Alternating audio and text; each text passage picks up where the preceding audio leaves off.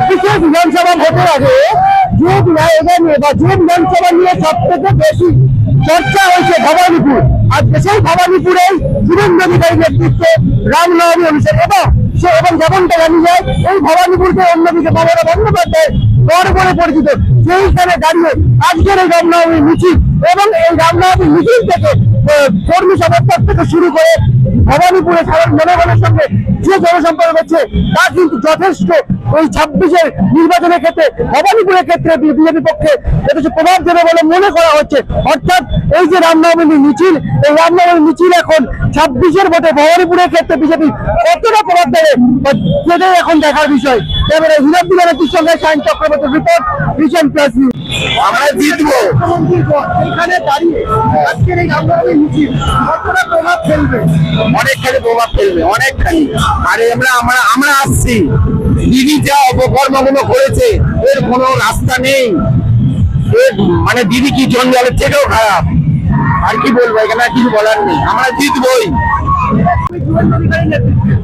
দেখুন, পুরো গোটা ভবানীপুর আজকে জয় শ্রীরাম হয়ে গেছে। আর নির্বাচনের আগেই আমাদের শুভেন্দু অধিকারী মানে আমাদের নরেন্দ্র বলেছিলেন গোটা পশ্চিমবঙ্গকে রামরাজত্ব করতে হবে, তারই আজ নিদর্শন। মমতা বন্দ্যোপাধ্যায়ের গড় বলে জানা যায় ভবানীপুর, সেইখানে দাঁড়িয়ে কতটা প্রভাব? মানুষ আর পছন্দ করছে না, মানুষ দুধার ধরে আশীর্বাদ করছে মাননীয় শুভেন্দু অধিকারী মহাশয়কে। মানুষ জেনে গেছে সনাতন জাগ্রত হয়েছে, সনাতন জাগ্রত হয়েছে বলে আজকে সাধারণ মানুষের ঢল রাস্তায় নেমেছে এই রামনবমীতে এবং শুভেন্দু অধিকারী মহাশয়ের র্যালিতে। 26-এর ভোটের আগে এই যে আজকে রামনবমী মিছিল কতটা প্রভাব পড়তে চলেছে? প্রচুর প্রভাব। দেখছেন না বাদিক ডান দিয়ে কত লোক দাঁড়িয়ে আছে বাড়ি থেকে। কি বলবে?